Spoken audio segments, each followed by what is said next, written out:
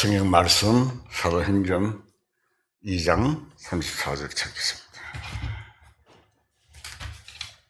다윗은 하늘에 올라가지 못하였으나 친히 말하여 이르되 주께서 내 주에게 말씀하시기를 내가 내 원수로 내 발등상이 되게 하기까지 너는 내 우편에 앉아 있으라 하셨도다 하였으니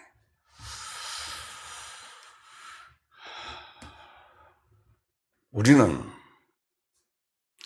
죄를 대속하시기 위해서 예수님이 십자가에 달려 돌아가셨다고만 생각할 수가 있습니다. 그러나 예수님이 십자가에 돌아가신 것은 창세기 3장 15절의 말씀대로 사탄의 뱀의 머리를 상하게 하는 뜻이 내포되어 있습니다.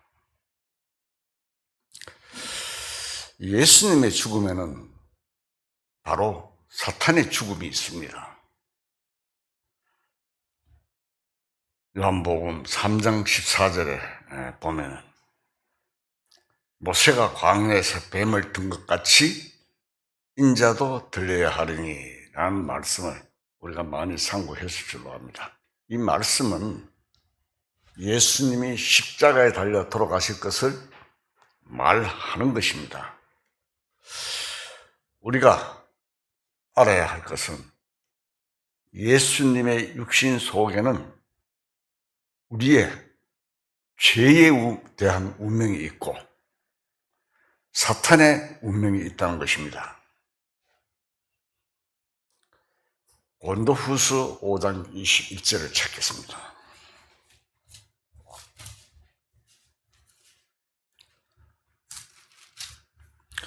고린도후서 5장 21절. 자, 읽겠습니다. 하나님이 죄를 알지도 못하신 이를 우리를 대신하여 죄로 삼으신 것은 우리로 하여금 그 안에서 하나님의 의가 되게 하려 하십니다. 예수님의 죽음 속에 사탄이 죽은 것이고 우리의 죄가 죽은 것입니다. 우리 옛사람이 죽은 것입니다. 로마서 6장 6절을 봅시다.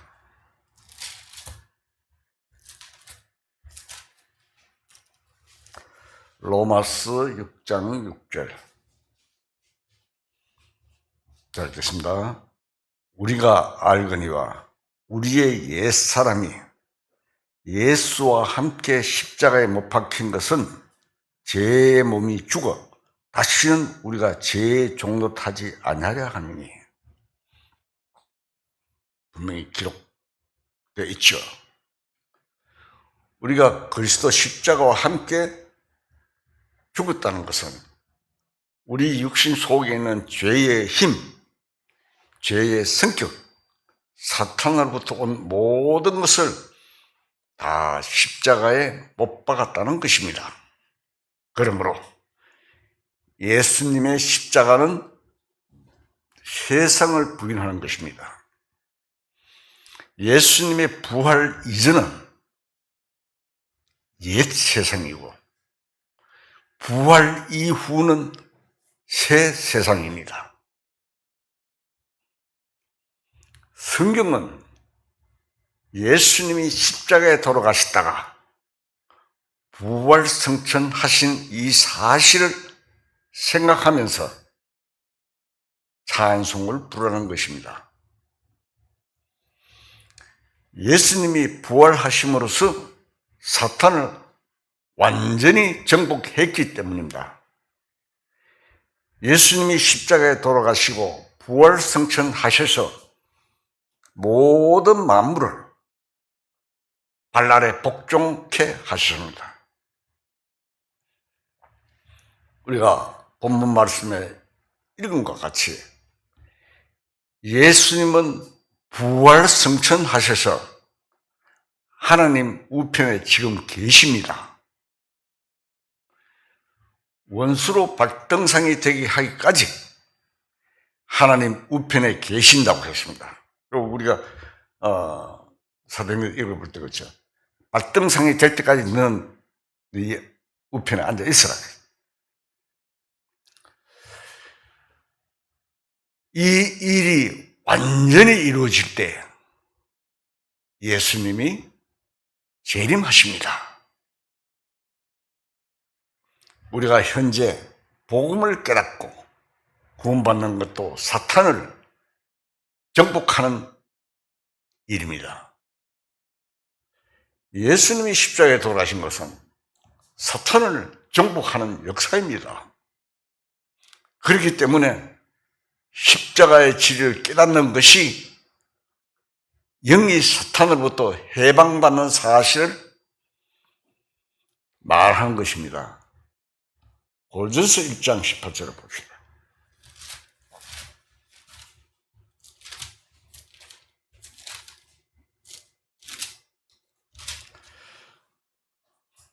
고린도전서 1장 18절 제가 읽습니다.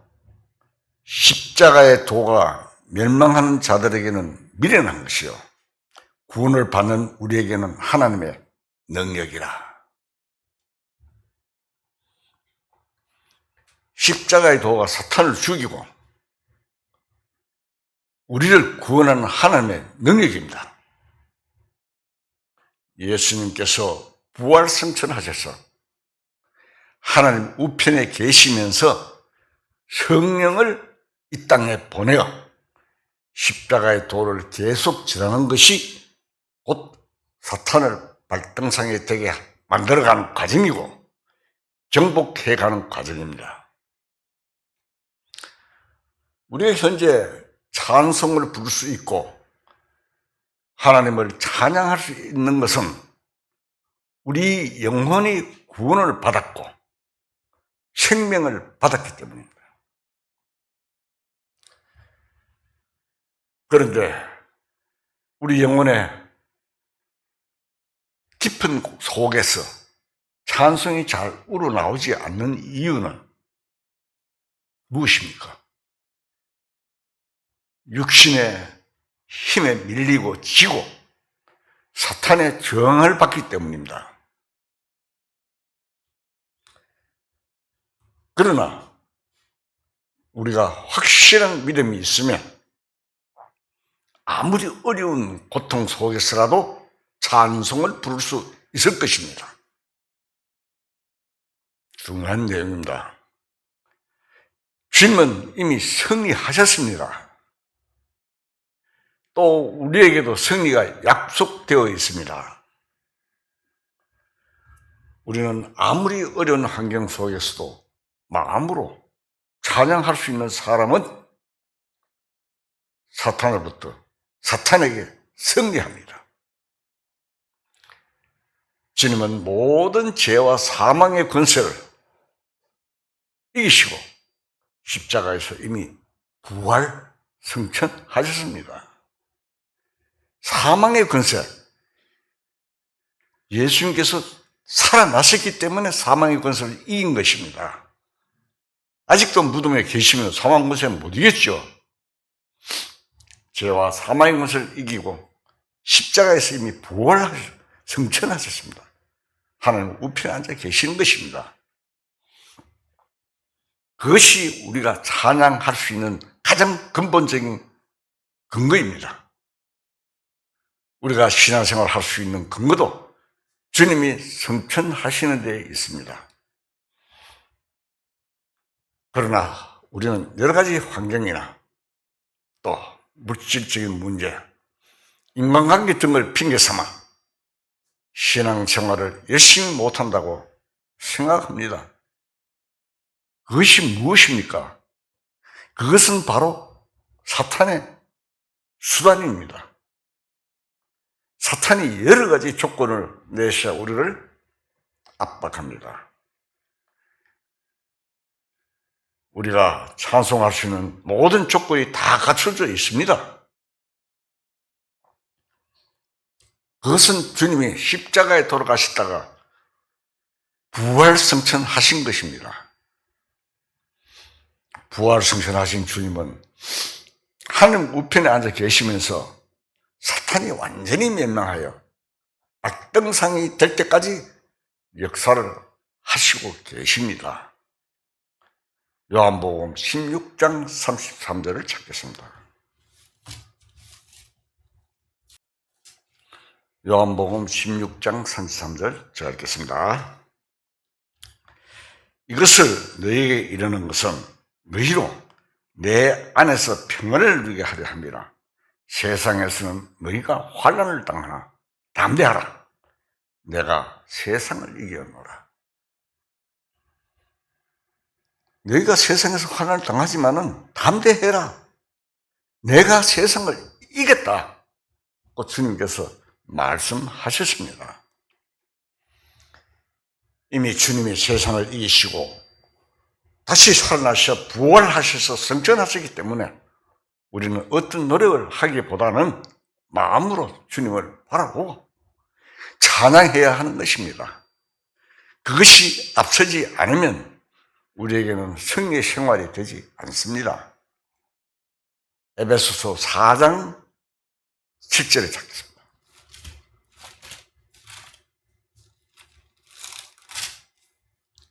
에베소서 4장 7절. 저 성경으로는 313페이지입니다. 에베소서 4장 7절. 제가 읽겠습니다. 우리 각 사람에게 그리스도의 선물의 분량대로 은혜를 주셨나니, 그러므로 이르기를 그가 위로 올라가실 때 사로잡혔던 자들을 사로잡으시고 사람들에게 선물을 주셨다 하였도다. 올라가셨다 하였은즉 땅 아래 낮은 곳으로 내리셨던 것이 아니면 무엇이냐? 내리셨던 그가 곧 모든 하늘 위에 오르신 자니 이는 만물을 충만하게 하려 하십니다. 그가 어떤 사람은 사도로, 어떤 사람은 선지자로, 어떤 사람은 복음 전환자로, 어떤 사람은 목사와 교사로 삼았으니 이는 성도를 온전하게 하여 봉사의 일을 하게 하며 그리스도의 몸을 세우려 하십니다. 이 말씀 보면은 우리는 다 사탄에게 사로잡혀 있던 자들이었는데 주님이 십자가에 돌아가셨다가 부활 승천하심으로써 우리가 주님께 사로잡혔습니다. 그래서 주님은 사로잡은 우리에게 선물을 주셨다고 하셨습니다. 올라가시다 하면서 땅 아래 낮은 곳으로 내리셨던 것이 아니면 무엇이냐 하시는데, 예수님이 땅 아래 어딥니까? 무덤 속까지 내려가셨다가 부활하시고 승천하신 것을 말하는 것입니다. 이 사실은 완전한 승리입니다. 그 사실이 바로 우리에게 선물을 주셔서 그 선물로 말미암아 주님의 일을 할 수 있게, 우리에게 할 수 있게 하시는 것입니다. 내리셨던 그가 곧 모든 하늘에 오르신 자니 이는 만물을 충만하게 하심이라 하셨는데, 만물을 충만하게 한다는 것은 온 세상을 완전히 새롭게 해서 모든 것을 하나님 뜻에 합당하게 온전하게 하신다는 뜻입니다. 사도나 선지자나 복음 전하는 자나 목사와 교사는 주님이 사로잡은 사람들에게 선물로 은사를 주신 것입니다. 그 선물을 주셔서 주님이 이 세상을 정복하는 그 일을 맡긴 것입니다. 세상에 사장이나 장차관을 갖다가 맡긴 것이 아니고 하나님의 선물로 은사를 주신 자들에게 이 세상을 정복하는 그 일을 맡기신 것입니다. 신앙생활에 물리는 우리가 무엇을 하든지 감사하는 마음으로, 찬양하는 마음으로 하는 것입니다. 그것이 하나님의 일이고 성령이 하시는 일입니다. 그리고 사도와 선지자와 복음 전하는 자와 목사와 교사의 직분을 주신 것은 교회를 형성하기 위한 것입니다. 끝났죠, 기록에. 교회 12절에 보면 이는 성도를 온전하게 하여 봉사 일을 하게 하며 그리스도의 몸을 세우라 하십니다. 몸을 세우기 위한, 교회를 형성하기 위한 것입니다. 이 교회로 말미암아 하나님의 일이 이루어져 가는 것입니다. 초대교회에서부터 하나님의 백성을 통해서, 그리고 그 중에 은사를 사도들과 모든 사람들에게 주어가지고 교회 일을, 하나님의 일을 이루어져 가는 것입니다. 사탄은 주님의 발등상 아래 두시는 일을 하는 것입니다. 사탄과의 싸움입니다, 지금. 지금 현재 세상에서는 봉산주의와 민주주의가 서로 적대강물을 가지고 싸우고 있죠. 사탄과 싸움입니다. 영적 싸움입니다. 주님의 승리가 선물로 주신 그 은혜 속에서 나타나도록 되어 있습니다. 그래서 우리는 찬송을 할 수밖에 없습니다. 이미 승리는 결정되어 있습니다. 세상을 이겨놓았습니다, 주님께서. 우리가 신앙생활하는 과정에서 여러 가지 시험이 있고 핍박이 있고 괴로움을 당하는 것은 육신의 생각과 육신의 욕심과 세상을 사랑하는 마음을 때려 부수기 위한 것입니다. 그래서 우리가 여러 가지 시험이 있고 어려움이 있고 괴로움을 당하는 것입니다. 그 생각과 욕심과 세상에 사랑하는 마음을 때려 부숴야 됩니다. 사람들이 이 원리를 모르기 때문에 자기의 어떤 어려움이 닥치거나 여러 가지 시험이 오면 어떤 생각을 합니까? 하나님을 원망합니다. 영적인 승리를 위해서 시련과 고통이 따르는 것입니다. 다만 우리에게 승리는 이미 약속되어 있습니다. 우리에게 패배라는 것은 있을 수 없습니다. 왜? 이미 주님이 완전히 승리하셨기 때문입니다. 사망에서 부활하셔서 승천하셨습니다. 그래서 승리를 완전히 하신 것입니다. 예수님께서 그런 말씀하셨죠. 살아서 나를 믿는 자는 영원히 죽음을 보지 아니하고 죽어서 나를 믿는 자는 다시 산다, 살아난다. 약속을 했습니다. 그 주님이 완전히 승리해 놓았기 때문에 우리는 담대하게 살아가야 하는 것입니다. 신앙생활에서도 우리가 참으로 사랑할 수 있으면 승리하는 삶이 될 수 있습니다. 주님이 거룩한 보좌에 앉으셨습니다, 지금. 주님이 이미 승리하셨기 때문에 우리는 찬양할 수 있는 것입니다. 그날 하나님과 주님을 만날 때 그 세계에 가면은 깜짝 놀랄 겁니다. 이 지구에 해나 달이 필요가 없습니다. 별도 필요 없고 하나님이 광채입니다. 주님과.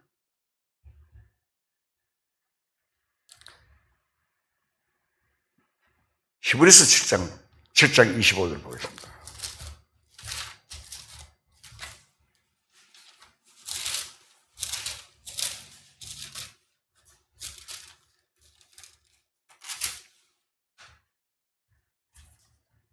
히브리서 7장 25절. 그러므로 자기를 힘입어 하나님께 나아가는 자들을 온전히 구원하실 수 있으니 이는 그가 항상 살아계셔서 그들을 위하여 간구하심이라. 그다음에 조금 더 뒤로 넘겨서 요한 1서 2장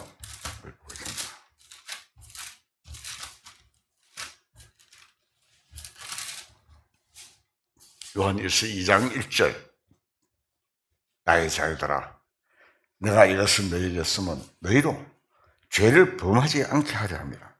만일 누가 죄를 범하여도 아버지 앞에서 우리에게 대언자가 있으니 곧 의로우신 예수 그리스도시라. 우리가 부지중에 실수로 혹 죄를 지었을지라도 우리는 패배자가 되지 않습니다. 확실히 구원을 받았다면 이미 승리는 약속되어 있습니다. 우리가 진정으로 찬송할 수 있으면 언제든지 승리를 합니다.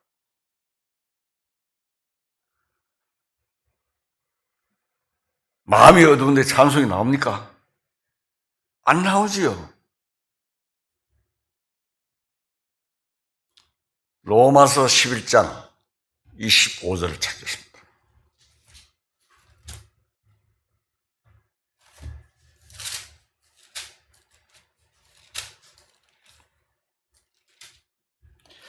로마서 11장 25절.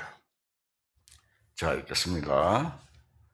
형제들아, 너희가 스스로 죄에 있다 하면서 이 신비를 너희가 모르기를 내가 원하지 아니하노니 이 신비는 이방인의 충만한 수가 도래까지 이스라엘들은 우둔하게 된 것이라. 그리하여 온 이스라엘 구원을 받으리라 기록된 바 구원자가 시온에서 오사 야곱에게서 경건하지 않은 것을 돌이키시겠고 내가 그들의 죄를 없이 할 때에 그들에게 이루어질 내 언약이 이것이라 한가 같으니라. 자, 우리는 이방 사람입니다. 어떤 사람 우리가 택한 이스라엘 백성이다 하는데 그거는 사탄의 소리입니다. 성경을 몰라도 너무 모르는 이야기입니다. 우리는 이스라엘 민족 외에는 다 이방인입니다. 우리는 이방 사람이지만 참으로 큰 축복 아래 살고 있습니다. 이방 사람들이 구원받는 숫자는 하나님의 계획 속에서 결정되어 있습니다. 이방인의 충만한 수 들어오기까지 이스라엘들은 완악하게 되었습니다. 이방 사람의 구원받는 숫자는 하나님 계획 속에 이미 결정되어 있습니다. 그 충만한 이방인의 수가 우리는 모르지만 하나님께서는 계획하고 계시는 것입니다. 그 속에 우리가 포함되어 있다 이 말입니다. 얼마나 큰 축복 아래 살고 있습니까? 그래서 이방인의 충만한 숫자가 다 차고 되면 이스라엘 민족이 구원이 넘어가는 겁니다. 요즘도 이스라엘 사람으로서 구원받는 사람들이 아주 적은 숫자이긴 하지만 있기는 있습니다. 그러나 아직도 이스라엘 민족들은 예수 그리스도 메시아 주님을 믿지 않고 거기가 주님을 배척한 상태였습니다. 그러나 이방인의 충만한 수가 들어오면 이스라엘의 구원을 얻으라고 되어 있습니다. 결정되어 있는 겁니다. 온 이스라엘은 나머지 이스라엘을 말하는 것입니다. 그래서 스가랴 14장에도 남은 자가 있다는 말씀이 있습니다.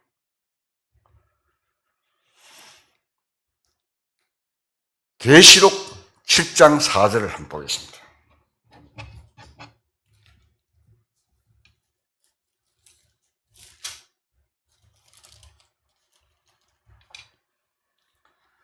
계시록 7장 4절. 자, 읽겠습니다. 내가 인침받은 자의 수를 들으니 이스라엘 자손의 각 지파 중에서 인침을 받은 자들이 14만 4천이니 그 다음에 12지파 각 지파마다 12,000명씩 해서 14만 4천 명입니다. 실질적인 내용을 기록을 해놓은 겁니다. 얘가 구원자가 시온에서 오사 야곱에게 경건하지 않은 것을 돌이키시겠고 했는데 이 14만 4천 명이 구원을 받는 역사가 이스라엘 민족 속에 일어날 것입니다. 그래서 그러한 사람들을 중심으로 예루살렘은 다시 영광스러운 곳이 되고 그때는 이스라엘이 이 세계에서 가장 영광스럽고 이상적인 나라가 됩니다. 즉 세계의 수도가 됩니다. 현재 예루살렘 지역 가보면 크게 좋은 곳이라고 느껴지지 않지만 이스라엘 역사를 꾸미고자 하시는 하나님의 계획을 우리가 보게 됩니다. 성경을 통해서. 성경 기록에 있죠. 선지자를 통해서 발표하지 않고는 하나님의 행하심이 없습니다. 반드시 다 선지자들을 통해서 하나님께서 발표하시고 그대로 이루어 가시는 겁니다. 그게 안 이루어지면 진리입니까? 진리라는 말은 사실이고 참이란 뜻입니다.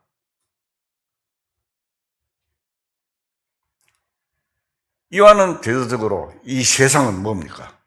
바로 바벨론입니다. 창세기 11장에 보면은 바벨탑을 쌓는 내용은 온 세상이 바벨론이 된다는 뜻입니다. 실제로 우리가 알아야 할 것은 우리가 바벨론을 살고 있다는 사실입니다. 이 세상이 바벨론을 비유를 하고 있잖아요. 그래서 우리는 바벨론을 살고 있다는 뜻입니다. 계시록 18장 2절을 찾겠습니다.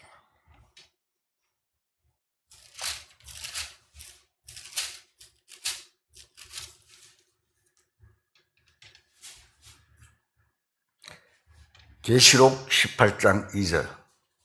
힘찬 음성으로 외쳐 이르되 무너졌도다 무너졌도다 큰 성 바벨론이여 귀신의 처소와 각종 더러운 영이 모이는 곳과 각종 더럽고 가증한 새들이 모이는 곳이 되었도다.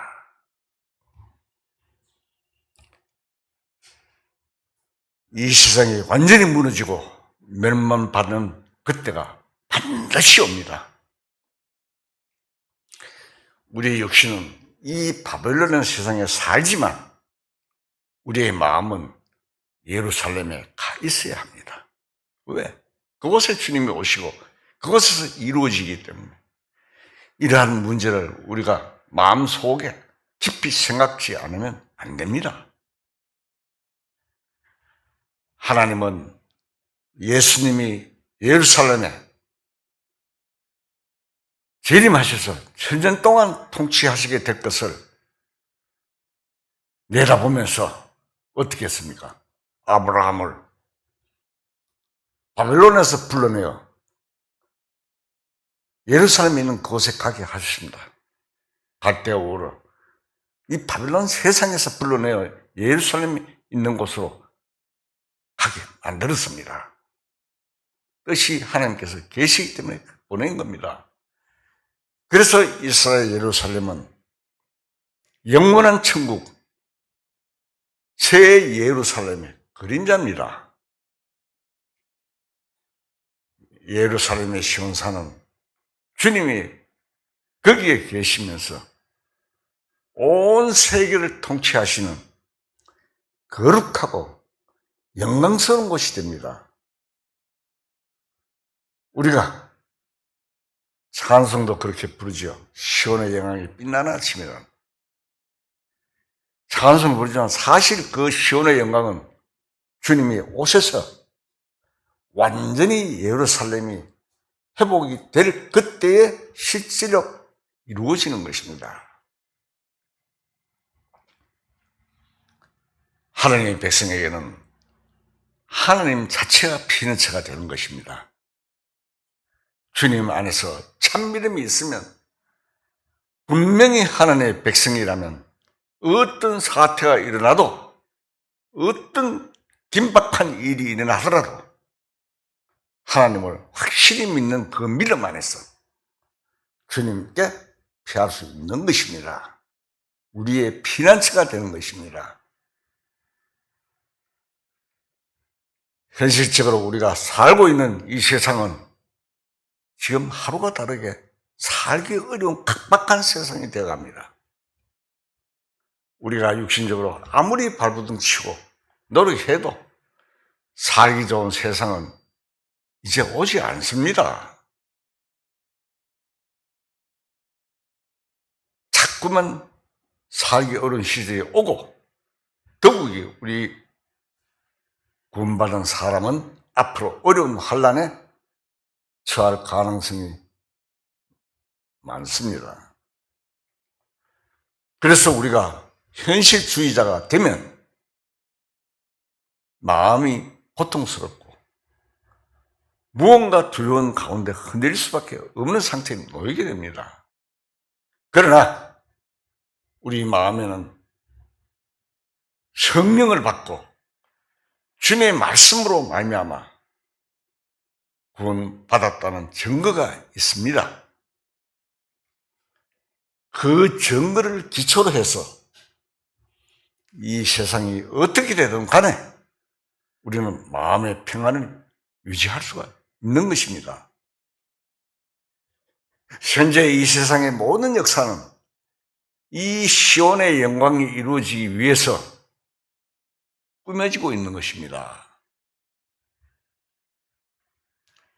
이스라엘 민족의 역사에는 타협이라는 것이 있을 수 없기 때문입니다. 이스라엘이 지금 회복기에 들어섰기 때문에 다른 민족과 타협하면 안 됩니다. 그것은 이 세계 정치사나 인간적인 윤리적인 면에서 보면 이해할 수 없는 것이지만 이스라엘 민족은 타협할 수 없는 민족인 것입니다. 이 세상 사람들하고 다릅니다. 하나님의 백성입니다. 이스라엘 민족은. 그 주변에 있는 아랍 사람과 일시적으로 타협하여 짧은 평화라든가 어떤 평화는 올지는 몰라도 그것은 무엇을 말하는 겁니까? 거짓 평화인 것입니다. 시온의 영광을 위해서 모든 일들이 한 방향으로 진행되고 있습니다. 이 하나님의 말씀은 조금도 차질이 없습니다. 차질이 있으면 안 되잖아요. 회전한 그림자도 없습니다. 하나님의 말씀은 하나님은 시원치 않는 분입니다. 하나님의 말씀은 조금도 차질 없이 착착 진행되고 이루어지는 것입니다. 이런 상황 속에서 우리는 장차 나타날 영광을 보고 살아야 되는데 자칫 잘못하면 현실주의자가 되어서 바벨론 세상 속에 마음을 두고 거기서 무엇인가 얻으려고 하기 쉽습니다. 그렇게 되면 반드시 실패하는 것입니다. 계시록 15장 4절을 찾겠습니다. 계시록 15장 4절. 주여, 누가 주의 이름을 두려워하지 아니하며 영화롭게 하지 아니하오리까? 오직 주만 거룩하시오니이다. 하시니이다. 주의 의로우신 것이 나타났으며 만국에 와서 주께 경배하리라 하더라. 지금 읽은 이 말씀을 직접 우리 눈으로 확인할 수 있을 때가 곧 옵니다. 그때가 되면 저절로 찬송이 터져 나오고 하나님께 영광을 돌리게 될 것입니다. 이 성경의 뜻을 잘 모르면 이스라엘 역사가 무엇인지, 세계 정세가 어떻게 되는지 관심 없이 지나쳐 버리게 됩니다. 먹고 사는데 바빠가지고 노아 때와 같이 시집가고 장가가고 먹고 마시고 거기 빠져가지고 우리는 성경을 읽으면서 하나님의 약속은 틀림없고 우리에게 주시는 그 은총은 너무나 큰 것임을 알 수가 있습니다. 성경 읽으면 마음이 벅차지요. 성경 안 읽으면 모르지.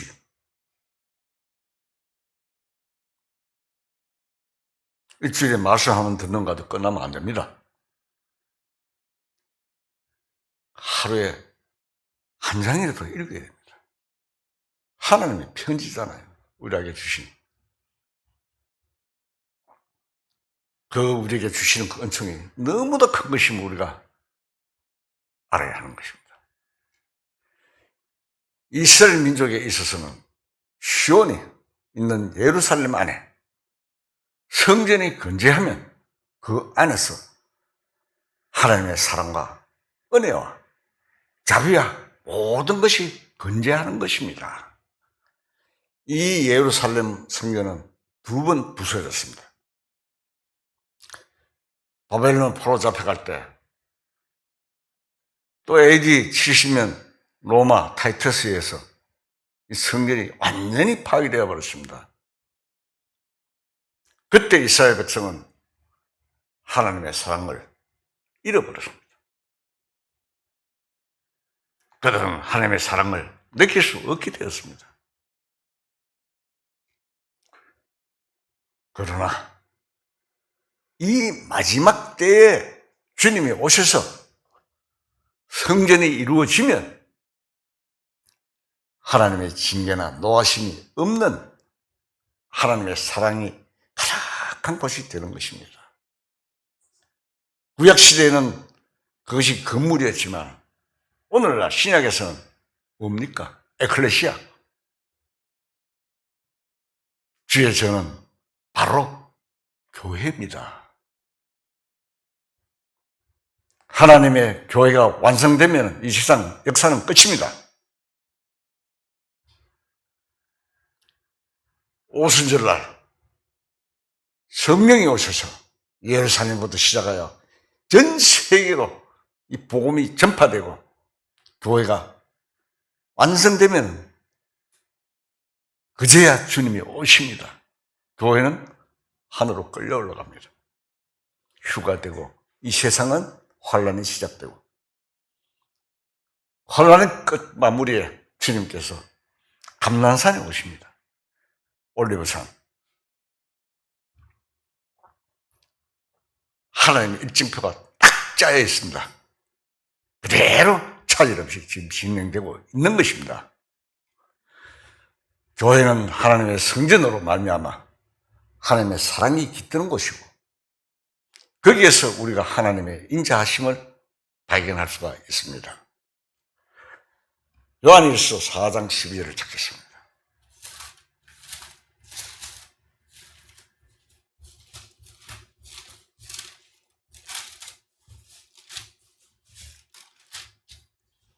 요한일서 4장 12절.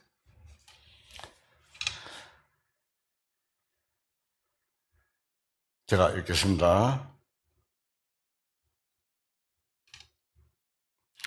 어느 때나 하나님을 본 사람이 없으되 만일 우리가 서로 사랑하면 하나님이 우리 안에 거하시고 그의 사랑이 우리 안에 온전히 이루어지느니라.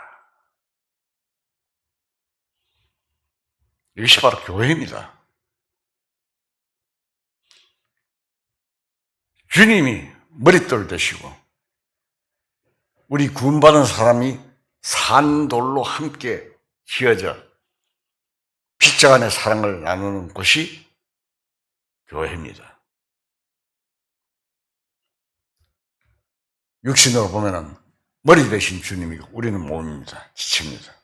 이런 각도로 주님께서 우리에게 말씀해 주셨습니다. 그래서 교회라는 것이 얼마나 중요한지 말씀하고 계십니다. 이스라엘 민족은 주님이 자기 땅에 오셨지만 주님을 배척했습니다. 하나님은 그들을 사랑하셨지만 그들은 원치 않았습니다. 암탉이 병아리를 품으려고 얼마나 원했는지 성경 기록에 나오죠. 예수님도 감난산 벳게바에서 벳박에에서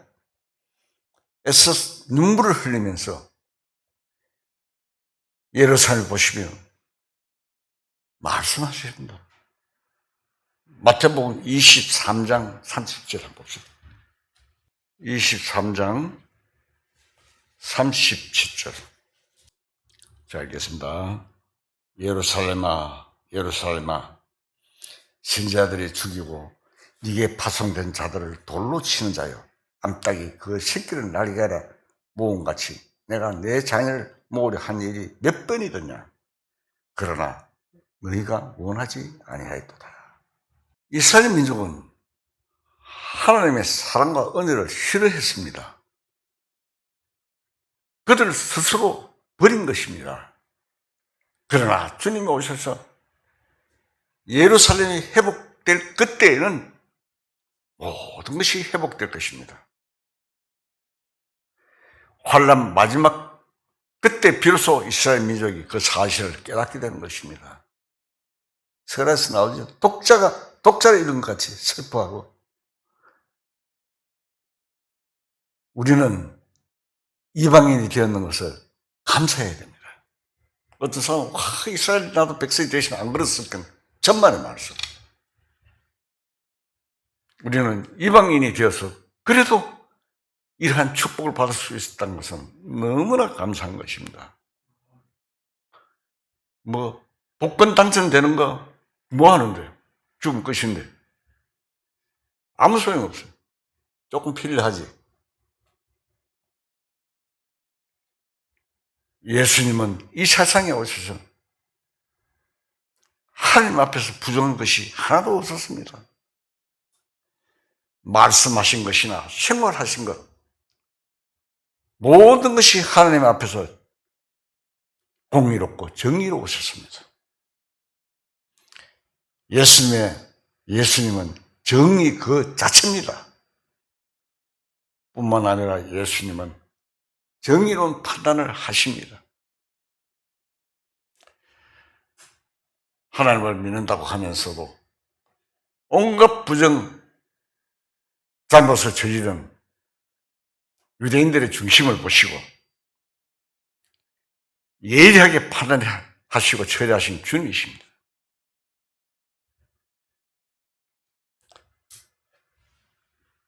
마가복음 12장에 보면 예수님이 연복궤 앞에 계시다가 한 가난한 과부가 두렙돈을 연복궤 안에 넣는 걸 보시고 예수님이 하신 말씀이, 이 과부가 부자들보다 더 많은 연보를 했다고 말씀하셨습니다.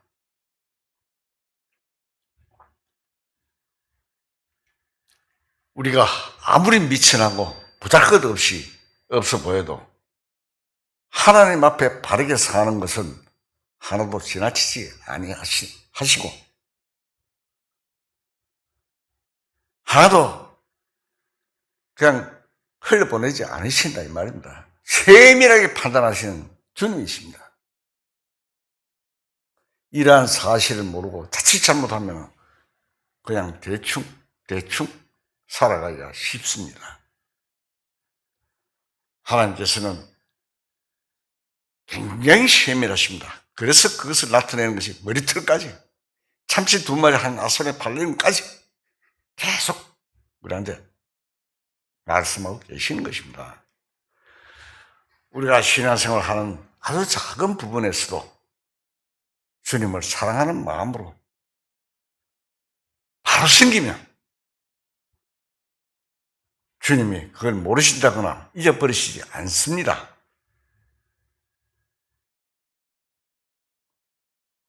우리가 컴퓨터 같은 데 요즘 보면 하나만 탁 입력해도 안 없어지죠. 그 삭제하기 전에는 그대로 계속 남아있는 겁니다.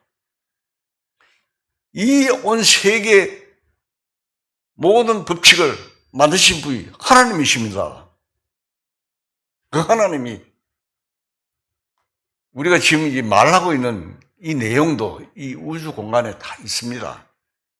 있어가서 그 음성과 그거를 잡으면 다 잡힌다고 그래요. 녹화가 된다고 그래요. 아직까지 거기까지 발전은 안 했지만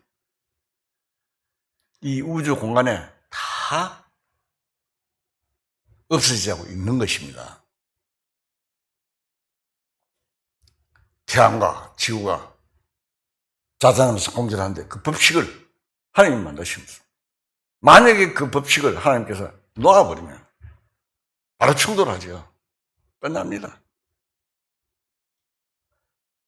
아주 세밀한 부분까지 정의의 기준에 의해서 상줄 자를 상주고 책막하실 자를 책막하는 세밀하신 세밀하고 완전한 주님이십니다. 그 대신 우리가 잘못한 것, 죄를 지은 것, 부정한 것을 뉘우치고 마음을 돌이키면 얼마든지 용서하시는 주님이시기도 합니다. 주님은 자신이 하나님의 명령을 받들어 완전히 정의에 입각해서 살으셨고 아버지의 말씀에 따라 사신 분이시기 때문에 주님의 판단 역시 정의로우신 것입니다. 히브리서 6장 10절 찾겠습니다. 자, 읽겠습니다. 하나님은 불의하지 아니하사 너희 행위와 그의 이름을 위하여 나타낸 사랑으로 이미 성도를 섬긴 것과 이제도 섬기고 있는 것을 잊어버리지 아니하시느니라. 우리가 간절히 원하는 것은 너희 각 사람이 동일한 부지런함을 나타내어 끝까지 소망의 풍성함에 이르러 게으르지 아니하고 믿음과 오래 참음으로 말미암아 약속을 기업으로 받는 자들을 본받는 자들이 하려는 것이니라. 자, 하나님은 여기 성경 말씀 속에 불의하지 아니하시라고 했습니다. 하나님이 만일 약속을 지키지 않는 분 같으면 어떻게 됩니까? 불의한 하나님이죠.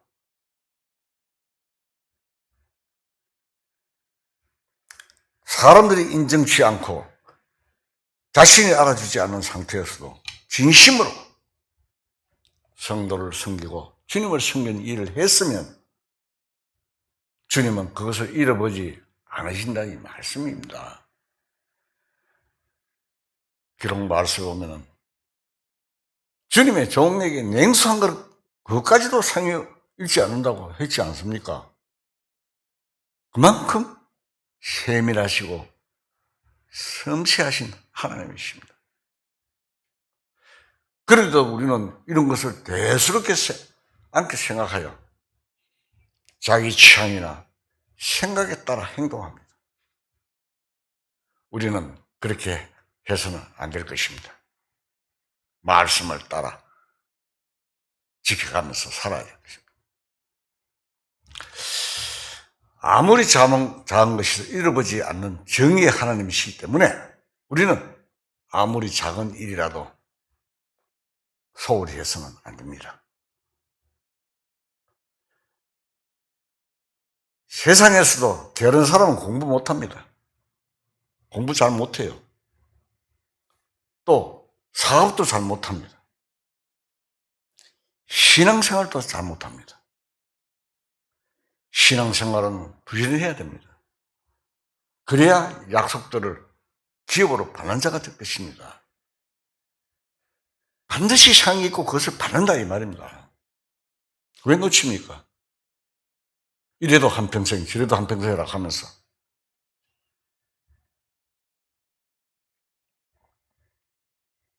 에베소서 1장 21절을 찾겠습니다.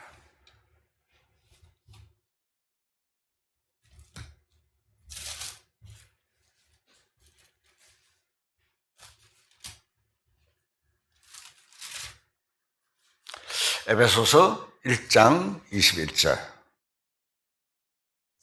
저 성경은 310페입니다. 제가 읽겠습니다. 모든 통치와 권세와 능력과 주권과 이 세상뿐 아니라 오는 세상에 이끄는 모든 일 위에 뛰어나게 하시고,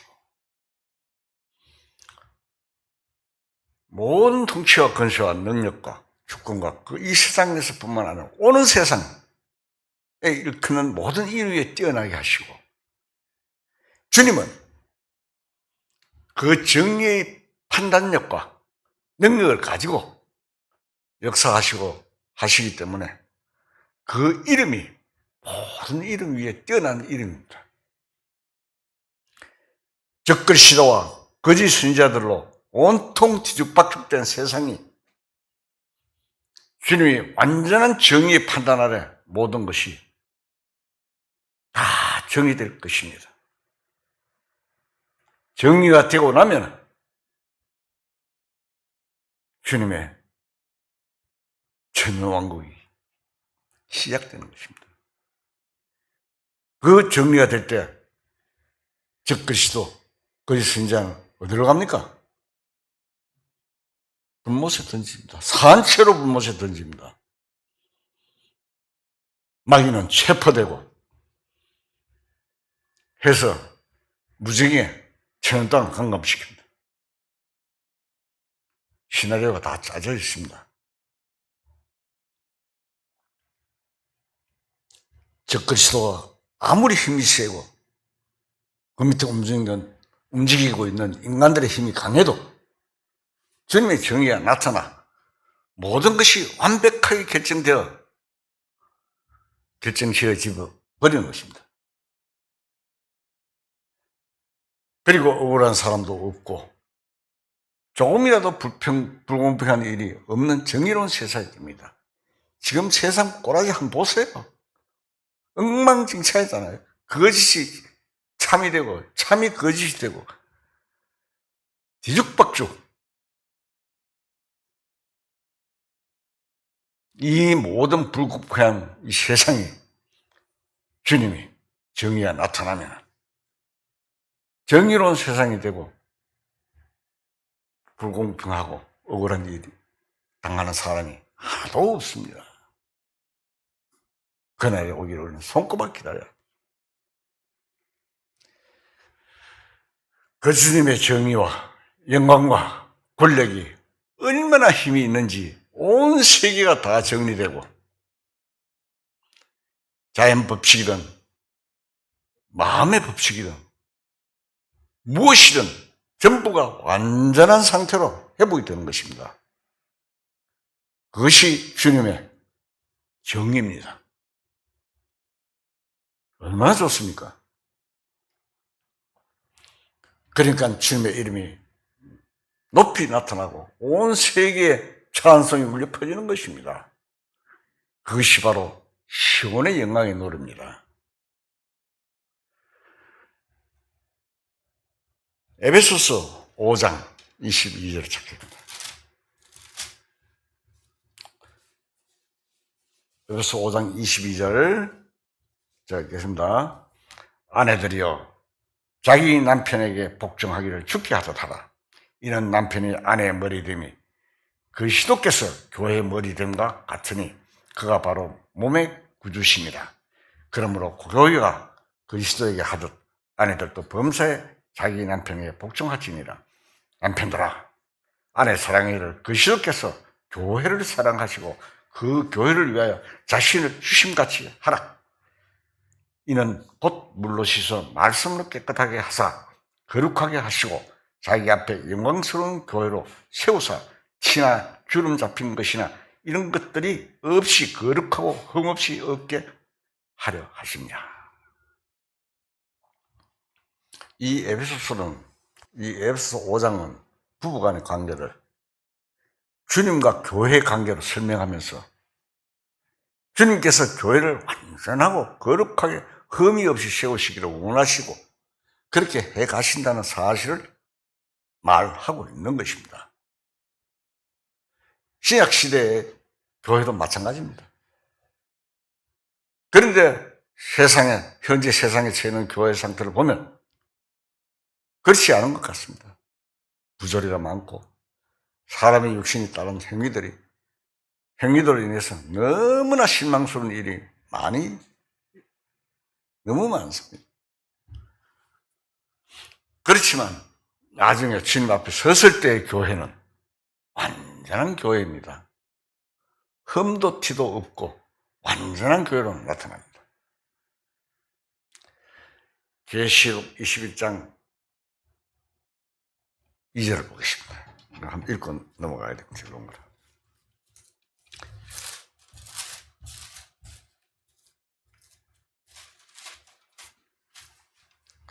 (21장 2절) 요한계시록 읽겠습니다. 또 내가 보매 거룩한 성 새 예루살렘이 하나님께로부터 하늘에서 내려오니 그 준비한 것이 신부가 남편을 위하여 단장한 것 같더라.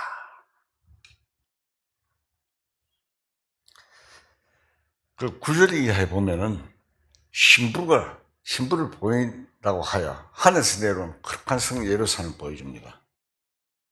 그 광경을 보여주는데 얼마나 아름다운지 여러 가지 금, 보석으로 꾸미며 수정같이 맑아서 꾸며진 매우 아름다운 모습을 그려놓았습니다. 9절 이하에 쭉 내려가면 나오죠. 이 하늘에서 내려온 새 예루살렘은 전에도 한번 제가 말씀드린 적이 있습니다. 정사각형, 가로, 세로, 높이 정사각형 2,400km입니다. 한 면이. 2,400km면 여러분들 상상 갑니까? 얼마인지. 여기 부산까지가 한 350km 정도 됩니다. 그런데 5배, 6배 쫙 뻗었다면 어디까지 갑니까? 어마어마한 겁니다. 그 예루살렘이 충만한 숫자가 차고 새 예루살렘, 하늘에서 내려온 도성, 그것이 그렇게 큽니다. 우리는 거기 들어갈 사람들입니다.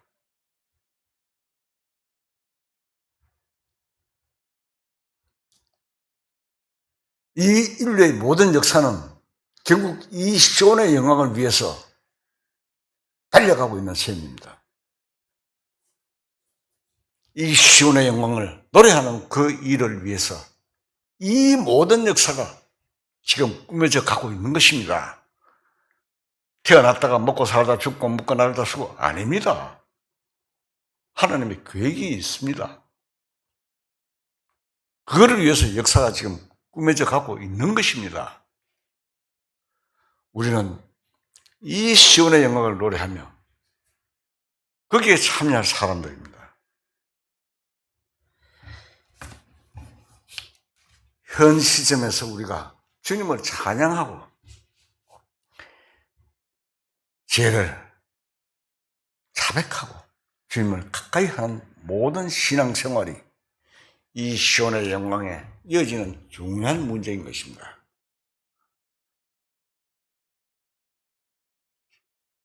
내가 성공해서 회장되고 이런 시시한 거 아닙니다. 어마어마한 이런 우리의 하나님께서 우리한테 소망을 주시고 우리에게 약속해 주신 것이 있습니다. 시편 48편 14절을 보겠습니다.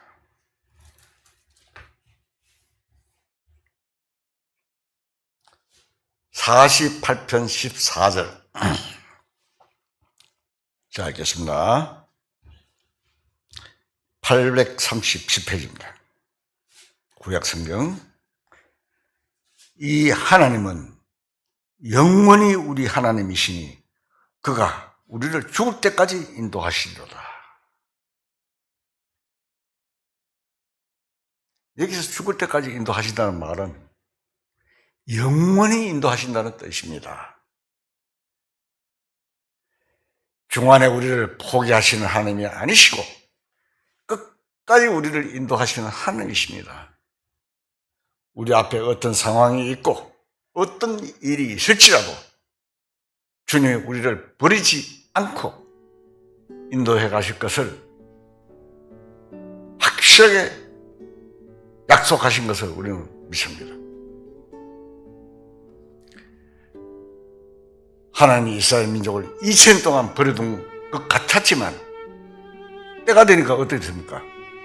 말씀대로 이스라엘 민족들이 도처에서 모여들어 나라가 형성되고 현실적으로 시온이 회복되어 가는 것을 우리가 눈으로 보고 있지 않습니까? 그것도 강원 땅 많은 나라, 또 많은 나라가 2000년이나 전 세계에 흩어져가 항구지가 되었던 고토가 옥토로 변하면서 지금 돌아와서 이스라엘 민족이 지금 회복되고 있고 나라가 세계를 놀라게 하고 있지 않습니까? 그와 마찬가지로 우리에게 약속하신 것도 반드시 이루어 주실 것입니다. 우리는 그날을 바라보고 어려움이 있더라도 항상 감사하며 승리하신 주님을 증거하고 찬양하며 매일매일 승리의 생활을 할 수 있도록 주님께 기도하면서 살아야 되겠습니다. 다 같이 기도하시죠.